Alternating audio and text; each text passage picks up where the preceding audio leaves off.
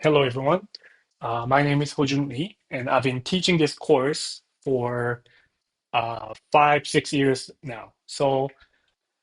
In this lecture, I'll try to provide you with a brief course overview. So, I'm going to talk about what are the topics that are taught in this course, why it matters to you as a computer scientist, and I'll try to explain uh, some of the key concepts that we discussed in the course.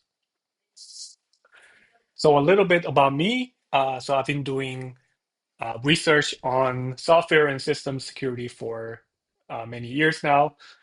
So in our lab, we research on topics such as software security. I mean, software security specifically, we do a lot of vulnerability analysis where you try to find the weakness or vulnerability of software. So we also do a lot of attacks and defenses. So how do we bypass the existing defense mechanism? How do we attack software? And based on that insight, we also develop various defenses that are implemented using either operating system changes or compiler level changes. Regarding system security, we do a lot of trusted computing topics these days. So trusted computing allows you to have trustworthy computing uh, in untrusted environments. So one uh, very well-known example is probably something like the use of trusted execution environments in mobile phones, and these are used to implement secure services like Samsung Pay or Netflix streaming services. And more recently, I've been looking into achieving secure computation for AI. How do we protect AI models that are deployed on mobile system, embedded system, and cloud systems? How do we prevent the attackers from stealing your AI model and so on? So my lab is called the Systems Security Lab. So if you're interested, you can visit our website at sflab.skku.edu. We're always looking for not just the graduate students, but also uh, undergraduate interns. And also, if you have experience in hacking in general, and for example, if you have participated in CTF competitions before, please drop me an email so we can discuss playing the games together. So, what is this course actually about? So, this course is an introduction to how computers really work. So, this course discusses what actually happens underneath the high-level abstraction that are provided by the high-level programming languages. And this is perhaps one of the most foundational, most fundamental course in computer science. So this course is offered in any good university that I know of. So this is certainly one of the most essential courses in any computer science department. So in this course, we do have to get to the low level. So in your usual courses, you probably can stay in the comfort of high level languages, right? So you learn algorithms or you're learning a programming language. If you're doing some kind of AI course, you're probably gonna get the comfort of having to programming in the high level languages. But in this course, we're gonna get low, down into the assembly language and machine code level, where the code is spoken in the instruction set architecture, which is the language that your processor speaks, and your program can talk to the CPU and instruct the CPU to do certain things using this ISA assembly language. So compared to the higher up in the layer, where things are very understandable to human eyes.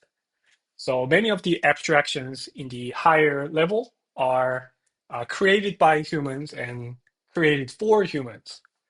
But on the other hand, if you go to the lower level, you're gonna see that things are less intuitive for humans, and it is more geared towards providing the uh, instructions for execution for the CPU.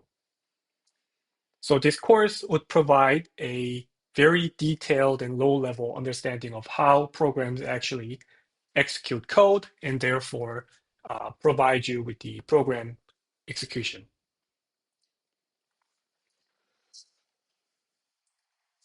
So to understand the low-level execution, to understand how computers work at the low level, we start with the uh, defining what a digital systems are. So as you probably know, computer systems these days and also the networking systems all operate on digital uh, systems. So computers in digital world, computers save and transmit information in bits. So bit is either voltage or no voltage. So by encoding information in this series of zeros and ones, we can save information and we can also process and even transmit information everywhere. So this is called the digital systems. So because information is stored in zeros and ones or binary, you're gonna have to get comfortable with binary numbers and also the hexadecimal notation. So, so all information that you see in a computer, if you look at how it's stored and how it's processed, everything is in binary. But because the binary has so many digits, so for example, we are using a 64-bit computers these days, and it's not very comfortable or convenient to write 64 zeros and ones every time we have to do some kind of computation or illustrate a computation that goes on inside a computer. So since no one wants to do that, programmers and system developers often use the hexadecimal notation that allows us to write, uh, for example, binary numbers more conveniently with less number of digits. So hexadecimal numbers have, so it means that each digit can be up to 15. And just like how if you reach 10, you have to carry the number to the next digit. In decimal notation, in hexadecimal digit, if a number in a single digit reaches 16, then we carry it up to the next digit. So in this course, we teach the inner workings of a computer architecture and programs. So if you look at the code on the left, if you know C, then you will see that this is a very easy exemplary code. If you don't know C, you still can understand the code to a certain degree, right? So the code on the left is written in C and is meant for human understanding and human uh, development, right? As programmers, we write programs. So programs are instructions that will be given to the CPU, and we write programs in human readable, high level programming languages. So this is definitely meant for humans to work with. But on the other hand, what's on the right is the equivalent program that is represented in the assembly language after compilation. So this is binary code. So binary code meaning is all zeros and ones. which is represented in the assembly language. So right now, you probably don't understand any of the code on the right, but after taking this course, you will be able to understand the code on the right too. So code on the left is for humans, whereas the code on the right is for the CPUs, and this is the code on the right is what's actually executed on top of the CPU. So understanding binary programs requires a few key concepts in computer science. So number one being the instruction set architecture. So instruction set architecture is a sort of a protocol between a binary program and the CPU. So this is kind of a protocol that allows the programmers and programs to instruct the processor to do certain things. And also because the program, the bits and pieces of program logics that can be represented in ISA is very diverse. So it's kind of like a language, right? So it's a language uh, of some form. So therefore, when you first learn a new language, it's not the words and grammars that you have to memorize. It's also the common patterns or common phrases that you kind of have to get uh, familiarize yourself with. So it's something similar happens when you first try to learn the binary level program representation. So you're going to have to learn the common patterns of how we build logics with instruction set architecture. So in this course, we're not just going to learn assembly language by learning its vocabulary. We're going to be learning common patterns, and also we're going to be doing many interesting lab assignments that will allow us to learn the uh, binary level programs uh, more easily.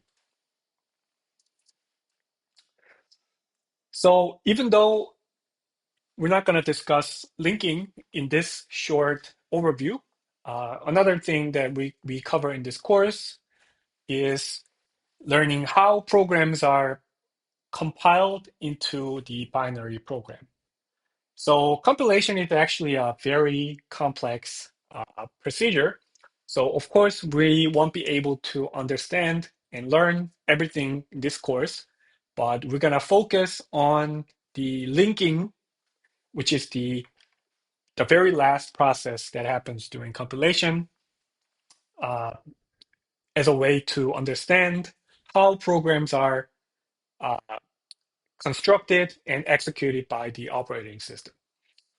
So compilation is process of converting or translating a human readable source code into binary. So we start from a C source file and we process the source code, translate in multiple steps, and we finally get the executable file that can be executed uh, by the operating system. Another thing that we're going to touch on is the virtual memory. So because if you look at the binary level execution of programs, you're going to run into the concept of memory and pointers, addresses all the time. So we're going to take some time in understanding what these numbers are, what the pointers actually mean, and uh, by learning how memory is managed by the operating system and how the different memory segments are used by the program. So to be able to do the fun lab assignments in this course, you're going to have to get familiarized yourself with, well, first of all, everything in computer science will assume that you're going to be familiar with Linux. So we're going to be Linux as the main operating system in this course. And as you're going to see, uh, many courses in CS just pretty much assume that you're going to be using Linux. So we're gonna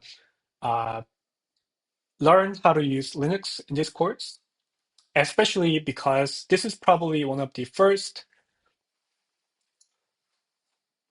course that actually requires you to use Linux. And we're gonna learn also how to learn how to use the command line and also the uh, debuggers that will allow you to understand the program execution at binary level. So it might sound very complex and kind of too low level for most people. So you might be asking, why do I need to learn this course to begin with, right? Why do I need to understand how CPU works? Why does that matter for me? So one very important reason is that because the low-level knowledge helps you kind of develop a better intuition into how your program will behave on the CPU architecture. So if you know how computer really works below the algorithm level, below the high-level programming languages, you're gonna have this intuition into how your program will exactly behave and interact with the hardware. So this intuition will come in handy when you're debugging your code or you're trying to optimize your code. So writing software is just half the task, right? Most of the time. The other half of the time as a programmer, you're going to be spending a lot of time trying to debug the program, trying to improve the performance or stability of your program. And that is really, that process is really accelerated if you know and understand the low-level behavior of programs. So yeah, certain types of bugs and certain types of uh, weird behavior of your programs is actually more easily understood if you look at it at the binary level or the assembly language level. So many bugs, many undefined behavior of the C programming languages are simply not uh, debuggable or understandable in the high level C programming language. So uh, oftentimes systems programmers are kind of forced to look at their binary level behavior to really understand and solve the bugs that may appear during program development. So more effective debugging is one reason why you would want to have this low-level knowledge. And the second reason is, of course, optimization. So you can really dictate the performance of your programs with your code and every little details of your code. And to be able to do that, you you should not only understand the logic of your program, but also how it is compiled and how it will interact with the low-level hardware. So if you just know Python, maybe you can be someone who writes and who develops a AI model. But to be able to be someone who can optimize and maximize the performance of the AI execution, you should be someone who understands the operating systems, compilers, and also hardwares like GPU, right? So having this low-level knowledge allows you to go deeper into the performance optimization of any program that you develop in the future.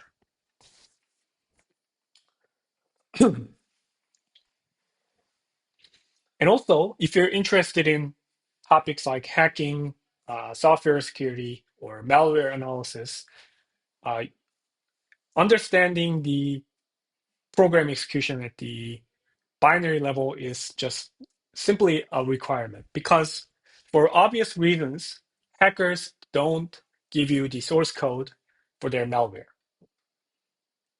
So if your computer is infected with ransomware, for example, I mean, where are we going to find the source code for that malware, right? Moreover, malware are often obfuscated, meaning the code is just intentionally all mixed up and obfuscated so that you cannot understand its logic. So the reverse engineering, which means understanding the behavior of the program by only looking at the machine code, is an essential skill especially in the software security industry.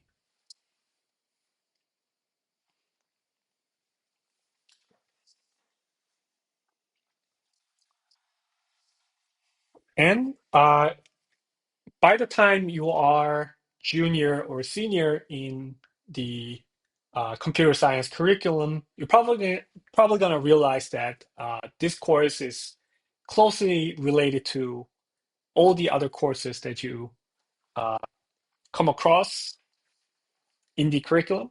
So, for example, compilers or computer architecture, which is even one level below, right? And operating systems, computer security. So all these courses that you're going to face during your undergraduate career are closely related with the knowledge that you gain in this course.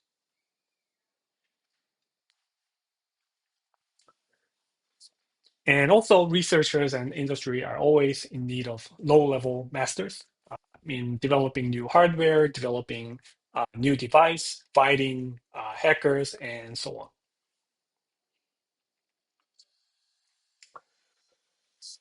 And most importantly, you're gonna be a computer scientist, not just a coder. So the difference between a computer scientist and a coder is that computer scientist is someone who has a deep understanding of how computers work, and it's someone who can design and implement and optimize the program according to the task, whereas the coder is someone who does not have any understanding of the computer system, but who simply can write software in high-level programming languages. So you don't want to be a coder. If you want to be a computer science student, you have to be a computer scientist.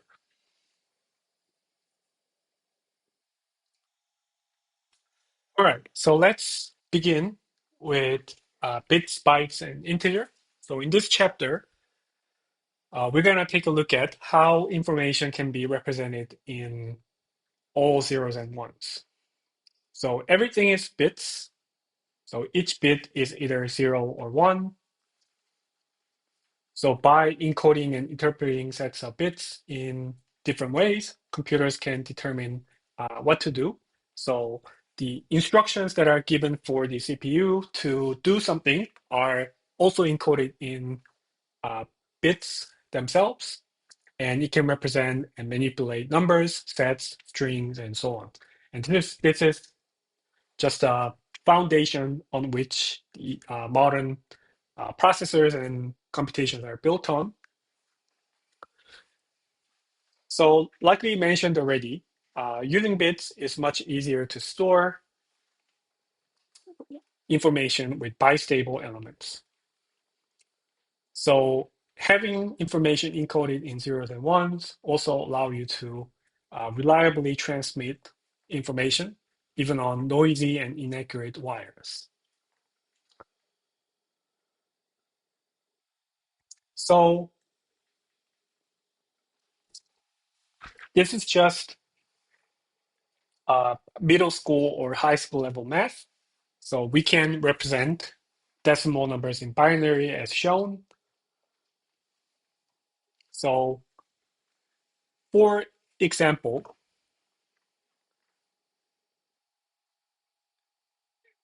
this digit can be represented as 3 times 10 to the power of 0, and the next digit is 1 times 10 to the power of 1, and then the next one is, of course, 2 times 10 to the power of 2. So if we apply this observation to binary numbers, it's not difficult to see that this will be 1 times 2 to the power of 0, and the next digit will be 0 times 2 to the power of 1, and this will be power of 2, and so on. So if you add up these numbers, so 8 plus 4 plus 0 plus 1, dot, dot, dot, then we get the equivalent number as the decimal representation. Also, we can represent fractional numbers in binary too. So this is something that we're gonna cover in this course.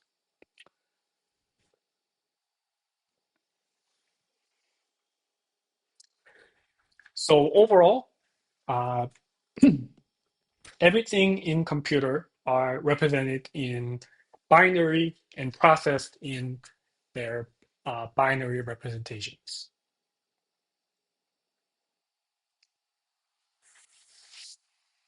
So to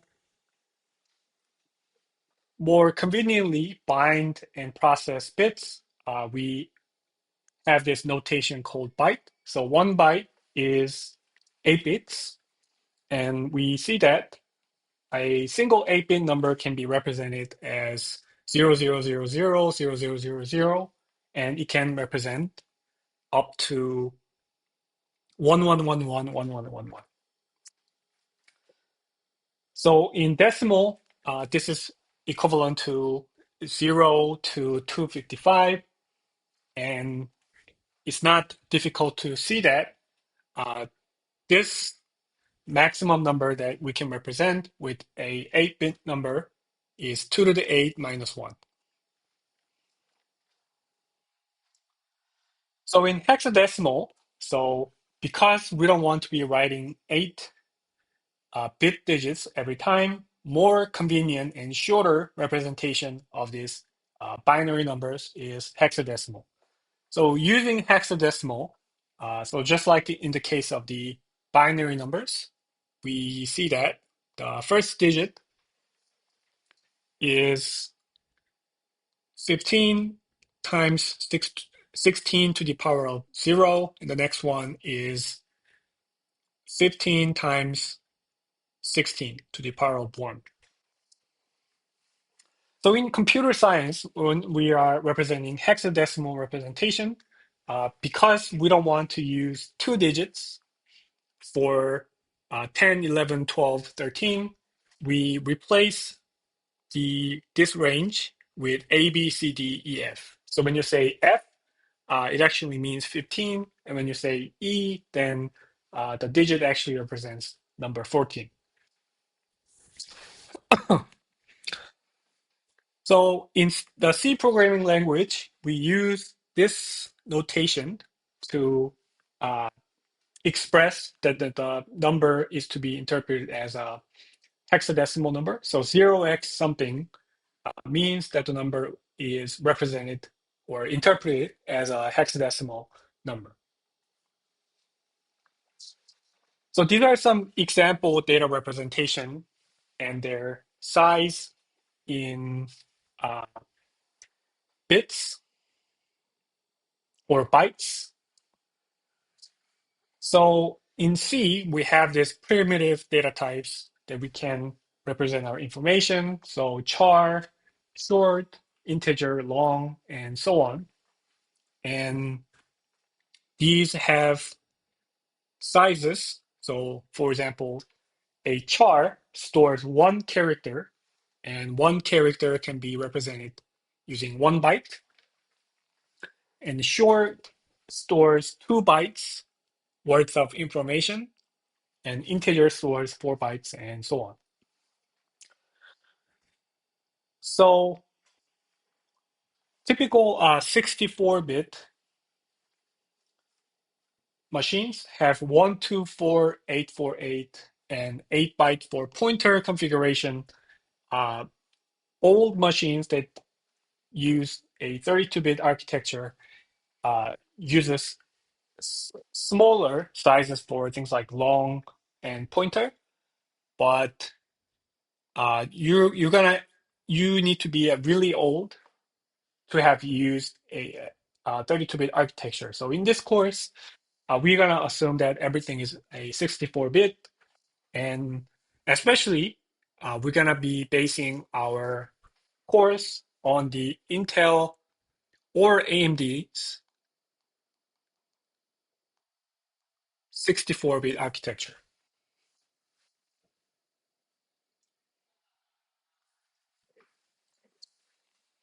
So the one question that you might have at this point is that how do we represent negative numbers, right? Because in human notation, when you're doing your simple math on a piece of paper, we can represent that the number is a negative number by simply adding this small dash or negative sign in front of the number, right?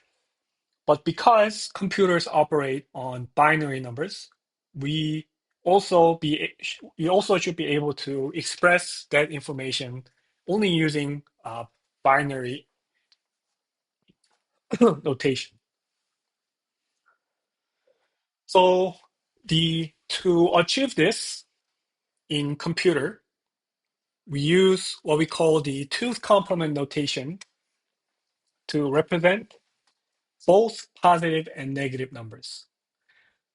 So the one most distinctive characteristic of a two's complement number is that we use the most significant bit, the bit that is on the leftmost digit, as a sign bit.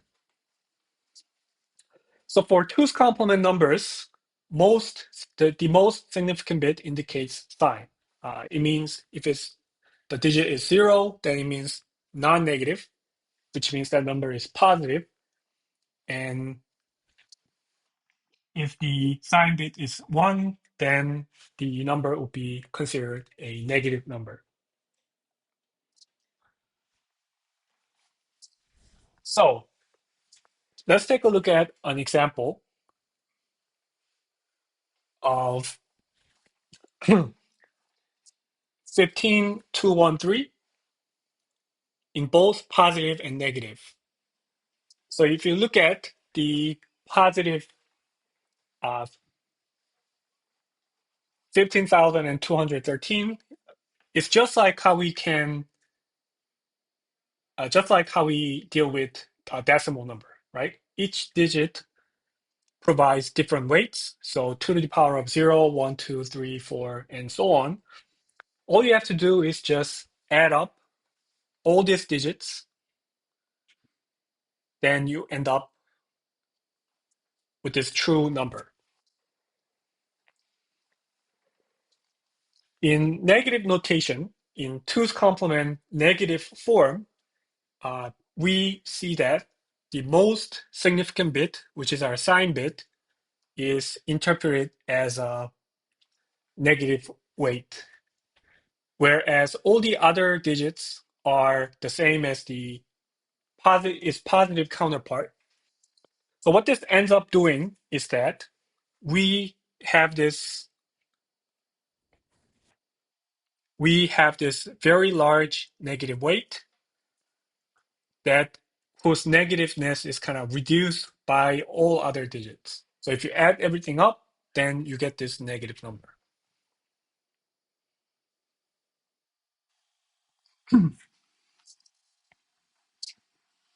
So one thing that you probably noticed already is that if we choose to if we dedicate one bit for determining the signness of a number, then it also brings a change to the range of number that we can represent, right? So think about the case of unsigned numbers. So in C, we use the keyword unsigned to represent numbers that can only span within the 0 and positive range. So for these numbers, the minimum number that you can have is, of course, 0. And the maximum number you can have is 2 to the w minus 1. So think about the case of a 8-bit number. The maximum that you can represent is 255, which is 2 to the 8 minus 1. Right? 2 to the 8 is 256, and minus 1 is 255. But for 2's complement number, because we are losing 1 bit to represent the sign of the number, we have one less bit to represent the number. And also, we want to be able to represent the positive range as well as the negative range. So our T mean will be below 0 and our T max will be on the positive side, but we lose 1 bit. So we're going to have smaller uh, T max. So T minimum can be represented as negative 2 to the W minus 1, and T max will be 2 to the minus 1 minus 1. So compared to this number, we are losing 1 bit, right? Because we use that for the sign bit.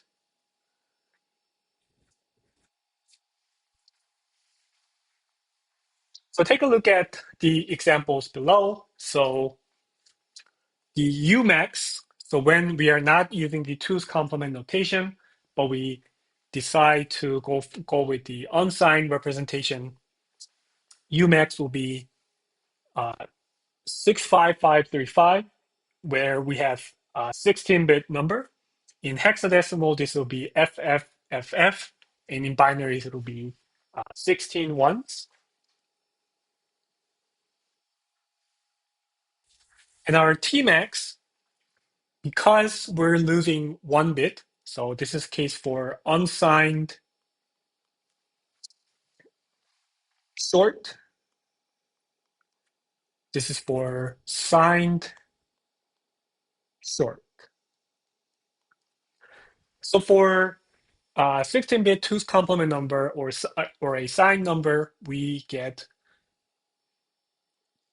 only about half of that because we're losing 1 bit. And for T mean, the most minimum number you can represent would be negative 32,768. And something interesting happens if you look at the binary. So the most significant bit is 1, whereas all the other digits are 0. So if we go back, all the way back and see this table, so a 2's complement number is at its minimum when the most significant bit, which is to be interpreted as a negative, very large negative weight, and all the other digits 0, right?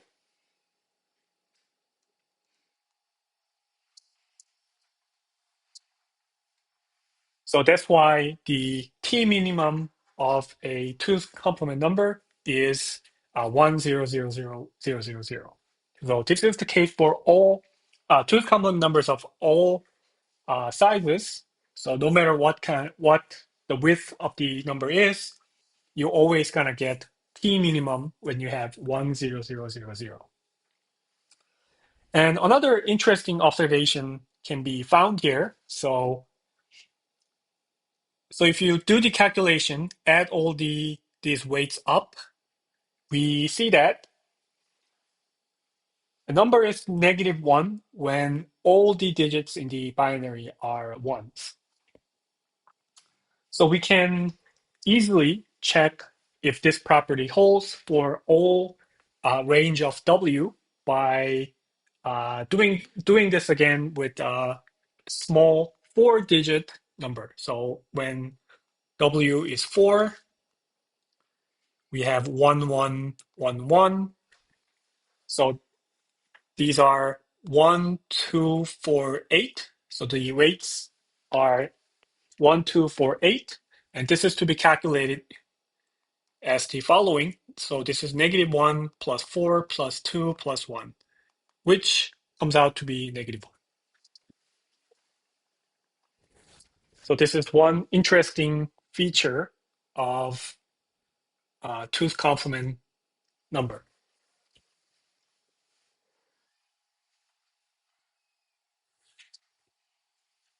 So we can take a look and see how this two's complement notation affects different number ranges. So for 8-bit number, which is a char, short, int, and long, we see that the the the range of positive numbers that we can represent is basically halved, right? You because you take out 1 bit, the number you can represent, the positive maximum you can represent is about half of the unsigned number. But instead, we get to represent the negative range as well, giving you this nice positive and negative range. So, so this means that, so this is, well, first of all, this is how we can represent both positive and negative numbers using the fixed number of bits. So this is how computers uh, represent and process negative numbers. So as a programmer, one thing that we have to kind of watch out for is that we're going to have different range of numbers that we can represent, not only because of the width, the signedness of the number also affect the maximum number of or minimum number that you can represent. So if you're not careful, as we're going to discuss a little later, you might run into the problems with overflow, meaning you add two numbers and you end up getting a number that is either too small or too large for the given width to represent.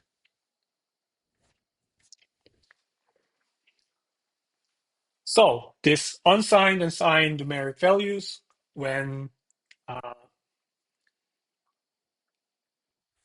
written for the 4-bit number, is as the following.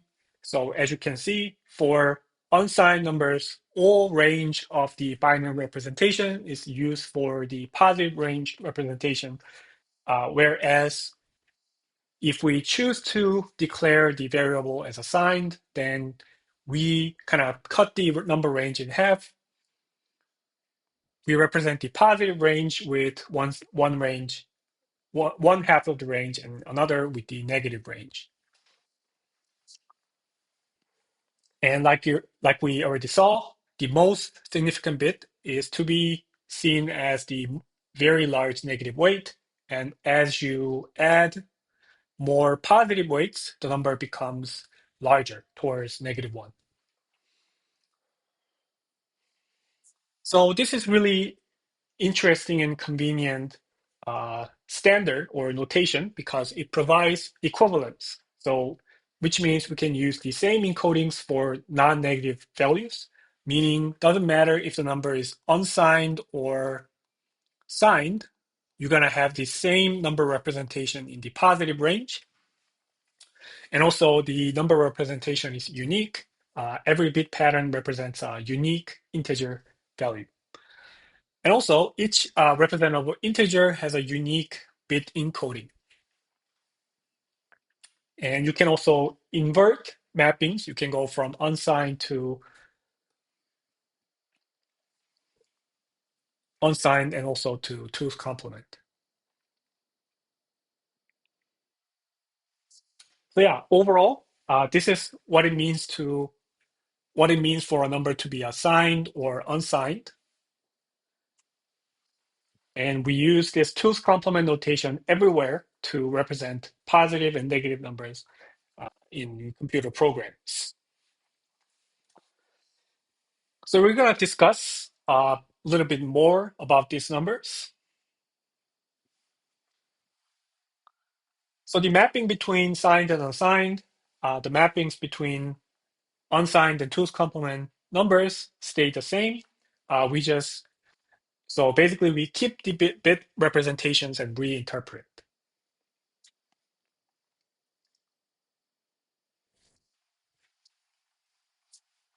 So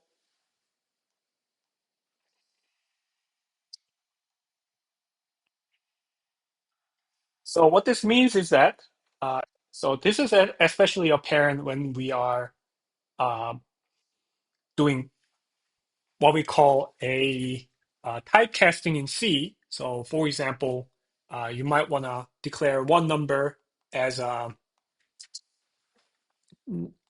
signed number. So if we declare integer a, it implicitly means that number is signed, right?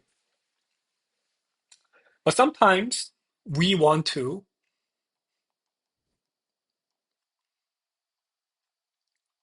do something like this, right?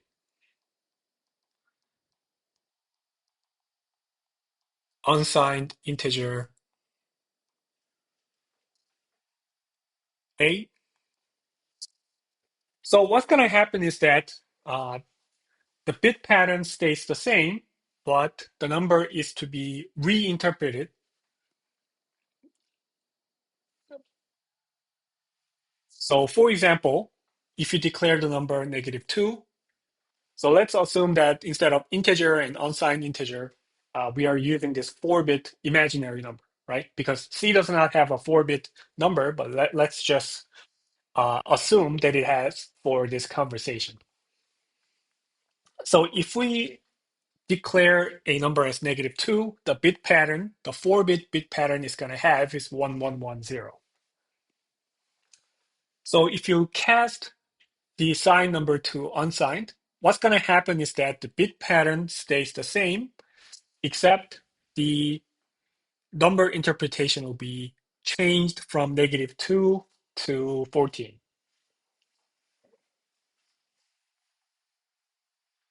So this is why you have to be careful when you're casting different data types in C, because depending on its type, it can be either interpreted as an unsigned or two's complement notation.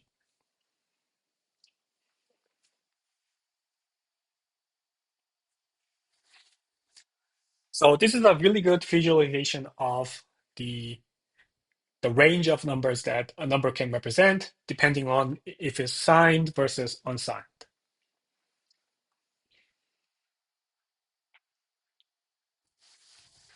So the negative number can be a very big positive number, like in the example that we just saw here.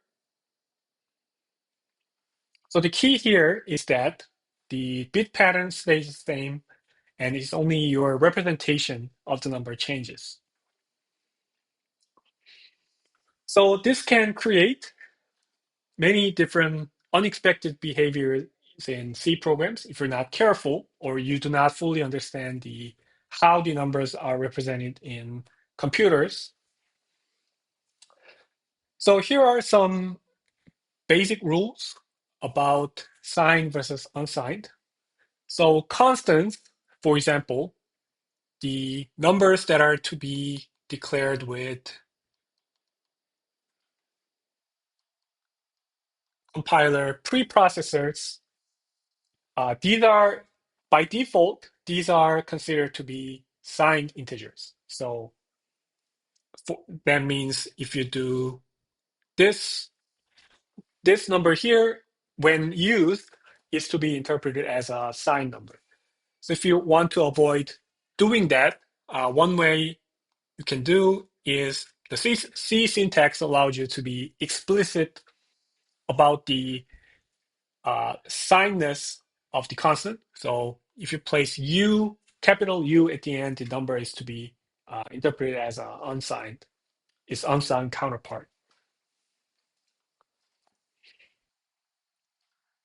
So there are two types of casting in C, largely.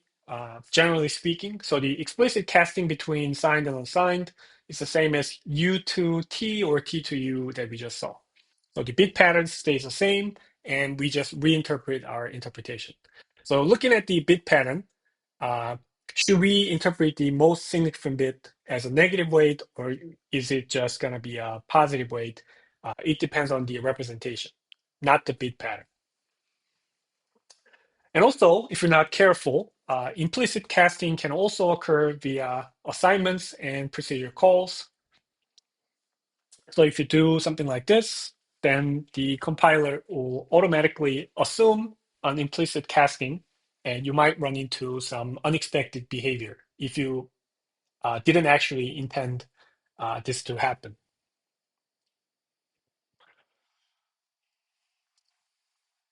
So integer overflows are one of the most common and also one of the most dangerous bugs in your C programs if you're not careful. So this is one reason why you have to take this course and fully understand what goes on underneath. So because CPUs are fundamentally very, very complex, very complex circuits, it can only process bits in fixed bit width. So given a simple circuit like this, you cannot arbitrarily increase the number of bits or reduce the number of bits. For example, when you get a carry, so let's say your computer is a 4-bit computer and you're trying to add these two numbers. So you're going to get a carry over here, right?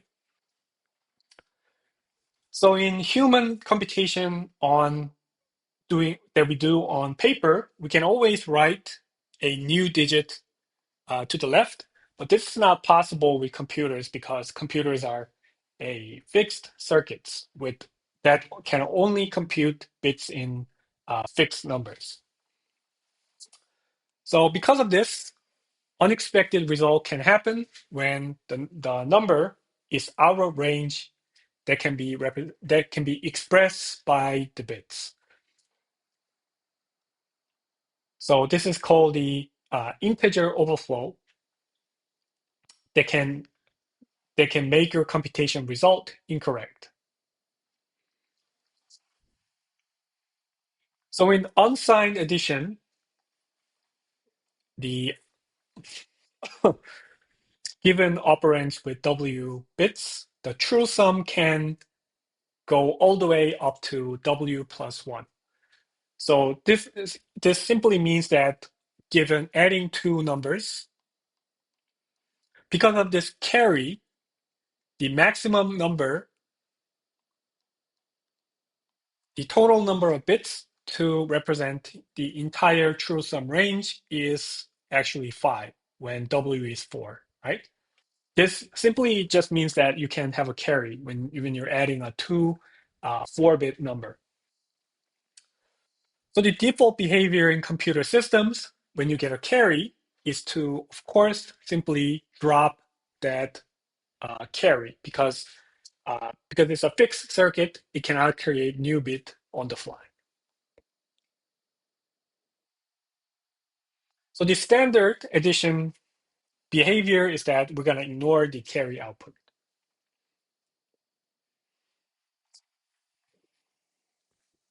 So because of this behavior or limitation of computer circuits, we might run into incorrect computations. So consider this example here. So we're trying to add two 4-bit numbers. So we're adding two numbers 10. If you add the two numbers up, then the true sum here is 20, right?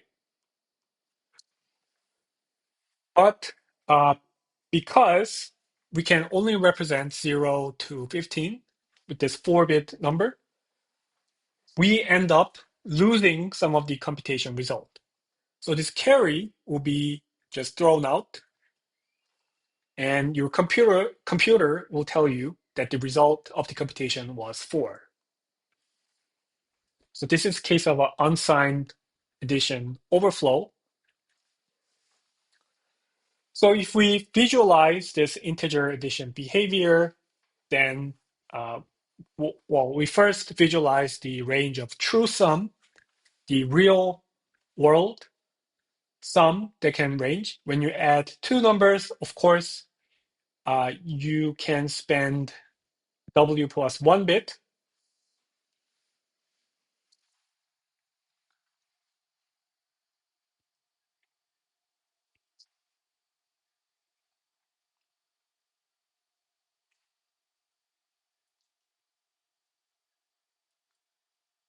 But in computer systems, because of the overflow, your number will wrap around.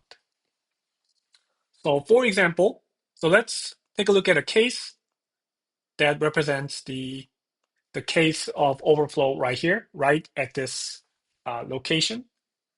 So if you add 1111 plus 0001, then you're gonna get 0000 and then carry. But because computers cannot deal with this carry, we're gonna ignore it. So your computer will tell you that the result of the computation was 0000. So that's what happens in this kind of a cliff here. So if the true sum of the addition of two numbers go above the range that can be represented with the fixed bits, we wrap around to 0. And then we start increasing again.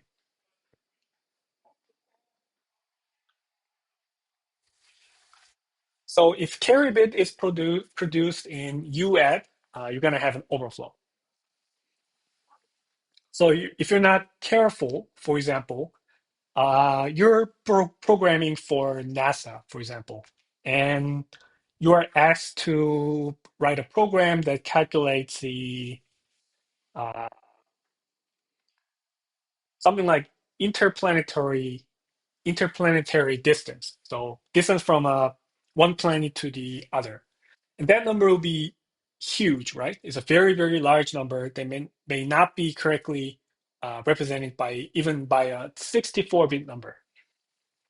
And if you do not consider the possibility of overflow, then all of a sudden the distance between the one planet to the other can be calculated as 0, right? So that's one danger of not fully understanding what you're doing when you're writing programs with C.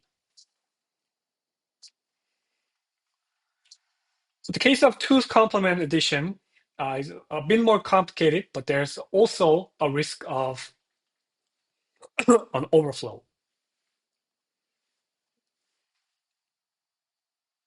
So as you can probably imagine, okay, so let's consider this example. So we're trying to perform T add, which is an addition of two's complement numbers. And in this case, we're going to get a carry here, right? The problem is that, so this digit will come out to be 0, and this number will not be a negative number anymore. So we run into a weird case of adding two negative numbers would yield a positive number. So this is obviously an incorrect computation result. So as you can see, you can also run into uh, overflow cases with two's complement additions.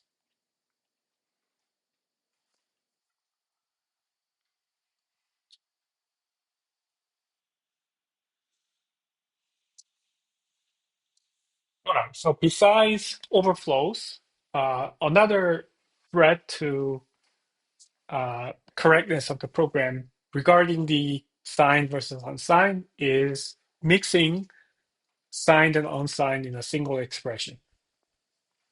So the rule in the C programming language is that the signed values always implicitly cast to unsigned.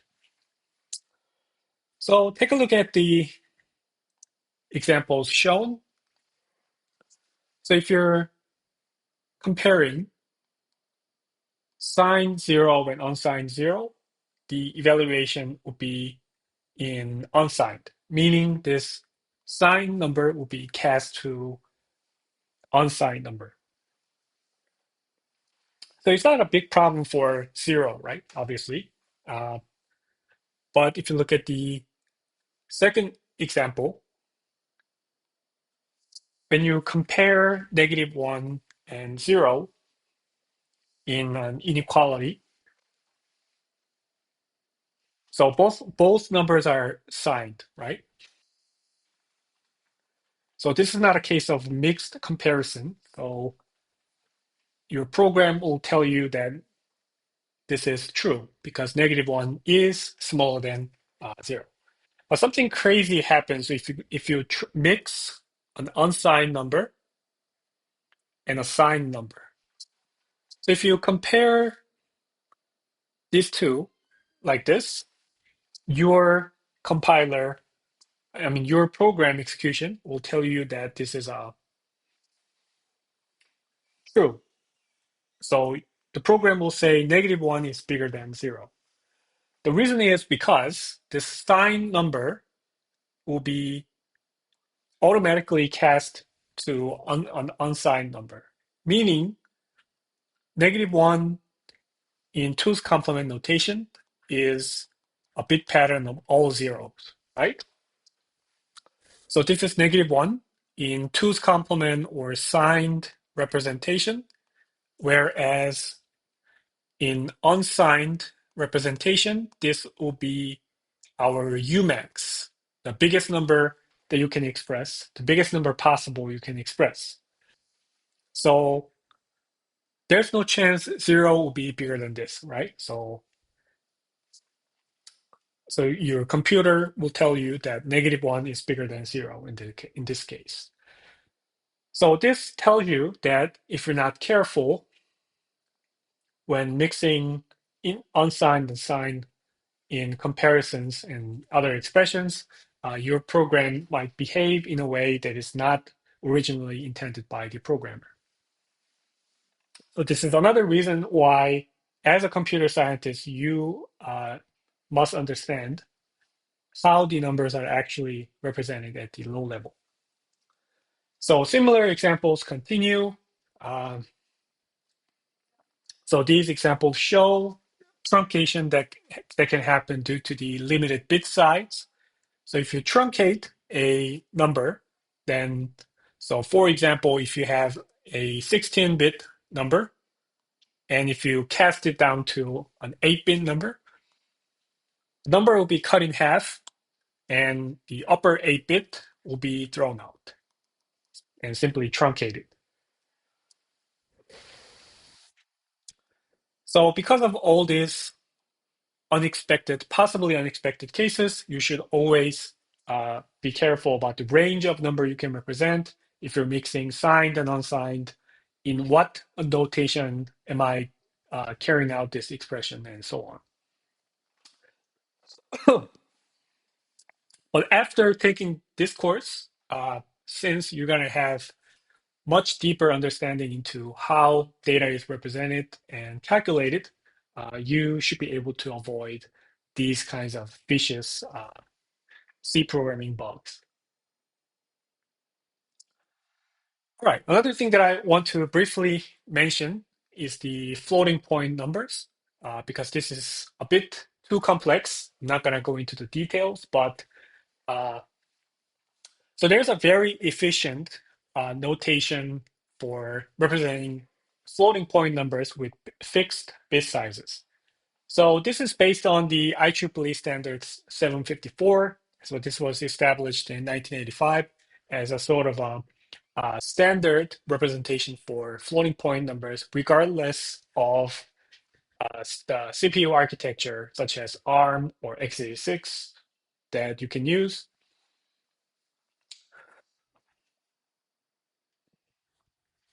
So the floating point numbers are represented with something like this. Of course, we're going to keep the sign bit and we're going to keep the exponent and the fractional part of the number. And using the standard floating point representation, we can expect our program that computes floating point numbers to work correctly on multiple architectures. What this means is that if you write floating point number computation code in C, then when compiled to either the ARM architecture or the x86 architectures, you can expect the same kind of floating point computation behavior because of this standard.